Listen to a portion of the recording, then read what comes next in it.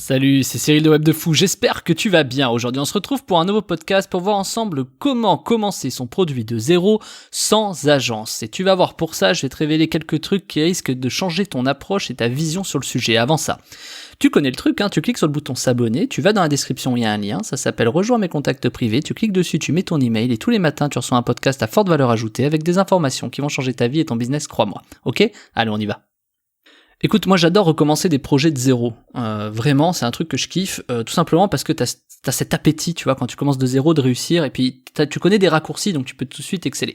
Moi, c'est rare que je lance des produits qui ne marchent pas. Alors, ça arrive, ça arrive parce que depuis très longtemps, je lançais des produits qui marchaient pas forcément, mais depuis que j'ai compris 2-3 petites facettes, et surtout avec l'évolution de la publicité aujourd'hui, tu peux réussir des produits qui fonctionnent très très bien. Après, l'idée, c'est quand même pas d'avoir des produits qui fassent des millions, mais aujourd'hui, moi, quand je lance un produit, je fais en sorte qu'il fasse au minimum 1 million, peu importe ce que c'est. Alors après, on parle pas d'1 million par mois, par jour, par an, tu vois, il faut qu'il fasse 1 million, sinon je n'y vais pas. Si je sens pas qu'il y a un potentiel pour faire 1 million, je n'y vais pas.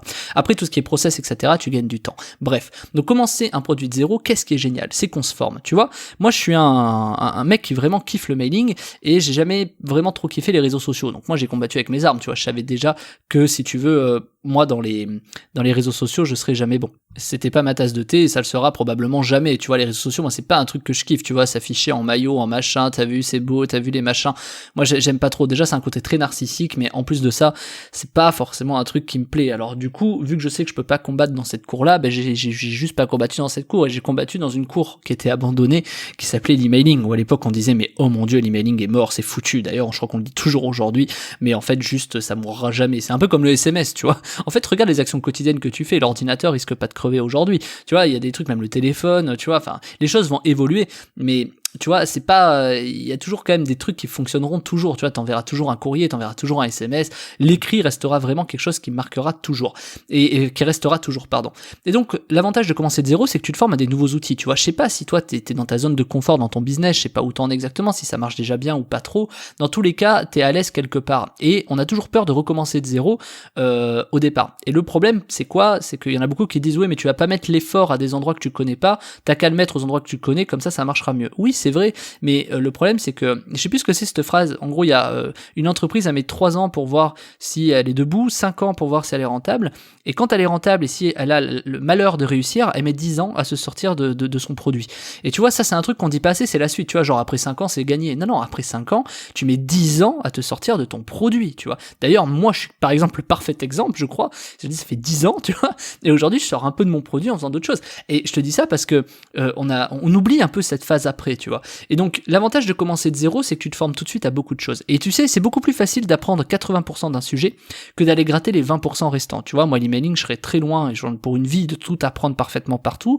Mais je sais pas, imaginons, j'ai peut-être 95% de connaissances sur le mailing. T'imagines aller chercher les 5% qui restent, le bordel que c'est, alors que je ferais peut-être mieux d'aller regarder comment marche 80% des réseaux sociaux, tu vois. Et ça prendrait beaucoup moins de temps et ce serait beaucoup plus vite. Donc, c'est pour te dire quoi, que là, je fais exprès de te créer un truc un peu contradictoire, pour te dire qu'en fait, c'est pas tant le temps que tu passes dessus, c'est plutôt ta rapidité d'apprentissage, ta rapidité à te former, et surtout la rapidité que tu dois avoir à mettre les choses à exécution. Et ça, l'expérience te dit que c'est ce qui fonctionne le mieux. Quand tu passes 2 ans sur un projet, ou 1 an, ou 3 mois, faut pas, tu vois, il faudrait qu'en 2 semaines ton truc il soit lancé. Si t'as pas une capacité à réitérer rapidement les tests, etc., ça va pas fonctionner, tu vois. Donc après, la question c'est aussi, et bien entendu, faire le truc au départ par passion, par envie, parce que c'est quelque chose que tu kiffes, tu vois.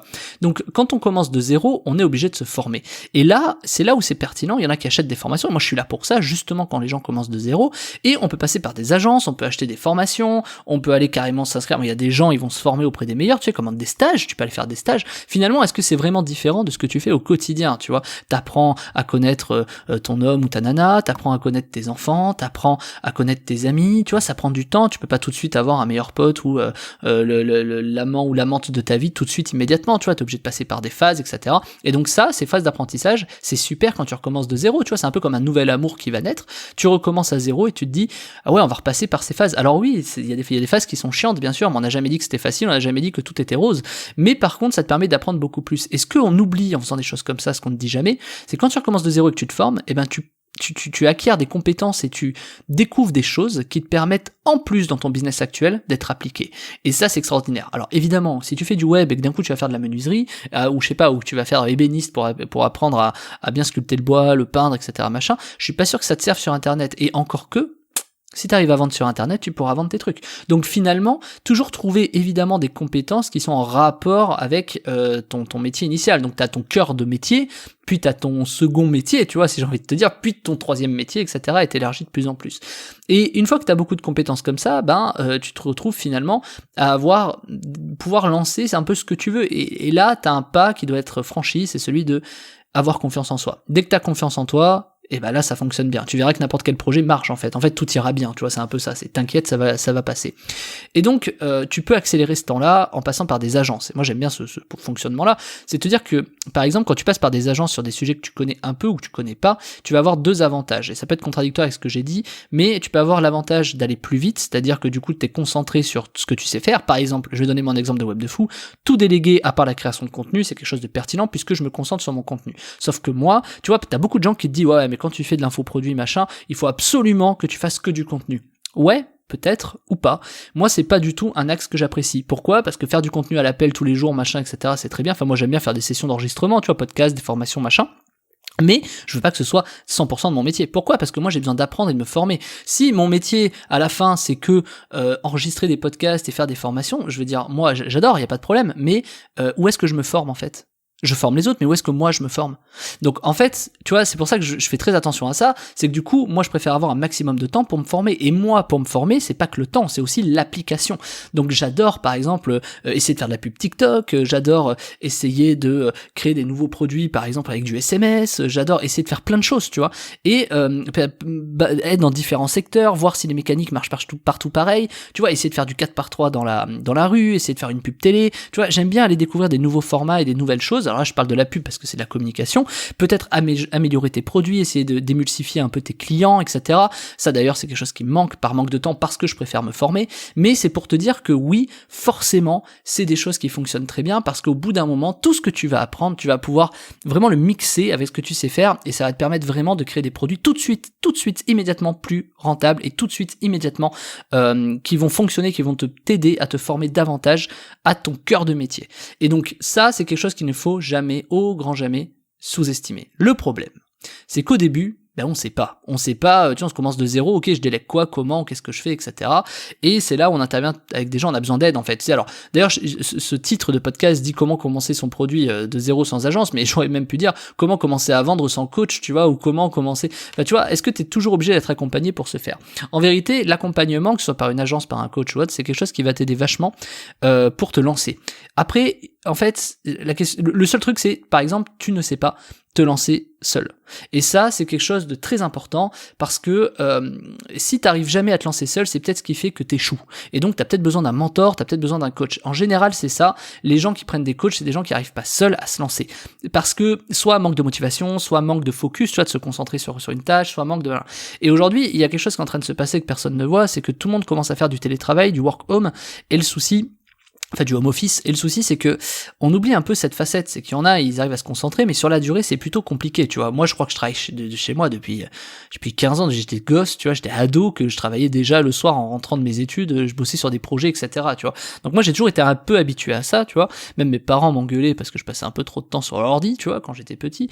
Mais c'était pour te dire que, ouais, aujourd'hui, ça a servi, tu vois. Je pas le contraire. Tu vois, finalement, je suis en train d'enregistrer, je regarde un ordi au moment où j'enregistre, tu vois. Finalement, ça n'a pas trop changé, en fait. Et je te dis ça parce que on a forcément cette fibre motivationnelle qui est propre à soi. Et toi, c'est peut-être d'être toujours avec quelqu'un, c'est peut-être que quelqu'un te dise ce que tu as à faire, c'est peut-être voilà. Et un bon entrepreneur, c'est pas forcément quelqu'un qui sait forcément mieux que les autres ce qu'il doit faire. C'est pas vrai, tu vois, tu peux très bien pas savoir, on est tous entrepreneurs, on a tous des peurs ou des fois on hésite à se lancer, tu vois. Ça peut être des investissements, ça peut être en fonction du zéro qu'il y a derrière le chèque, ça peut être en fonction ça peut remettre en cause ton business principal, ça peut remettre en cause peut-être ta vie, etc., de famille. Enfin, il y a énormément de sujets sur lesquels il faut faire attention. Bien sûr. Et donc, quand tu commences de zéro, t'as vraiment besoin d'avoir un truc qui te permette d'aller vite. Et pour ça, je t'ai développé une méthode qui s'appelle Hack de Fou. 627 ventes Facebook sans 1 euro de pub. Ça, clairement, je t'apprends dedans comment, même si tu connais rien, même si tu commences de zéro, même si tu sais pas par où commencer, tant que t'as un produit à vendre, je t'explique une technique redoutable, infaillible, même presque diabolique, qui va te permettre de générer énormément, des centaines de ventes, sans mettre 1 euro de publicité. Et pour ça, on va se servir des agences. C'est elles qui vont te servir pour ça. Et tu vas voir, ça va être extraordinaire. Ce que je te mets dans la formation est du jamais vu. C'est clairement une technique que j'ai développée par moi-même. Et c'est un truc que tu verras nulle part ailleurs. Et juste, je te dis un truc. Si tu arrives à appliquer cette méthode, alors tu y arriveras forcément en fait. Mais si tu arrives à aller jusqu'au bout, c'est-à-dire si ah oui, c'est super, et que tu fais rien, ne la prends pas, tu vois. Oui, non, mais je vais la prendre et je vais l'appliquer. Non, parce que ça, quand tu vas l'appliquer, ça va être colossal. Et si tu prends cette formation sans l'appliquer, ben ne la prends pas en fait. Garde ton argent. Si t'es prêt à appliquer et à ne pas mettre 1 euro de pub pour faire des centaines de ventes, cette formation elle va être colossale pour toi. Tu vas halluciner. Je t'en dis pas plus parce qu'elle est tellement puissante que je veux pas trop la vendre et tout. Faut quand même qu'elle soit un peu réservée. Mais je te laisse cliquer sur le lien en description si ça t'intéresse. Ça s'appelle Hack de Fou, 627 ventes Facebook sans 1 euro de pub. Je te laisse cliquer dessus. Je te dis à tout de suite. Tu vas voir, c'est hallucinant ce qu'on peut faire sans mettre 1 euro de pub sur Facebook. Je te dis à tout de suite.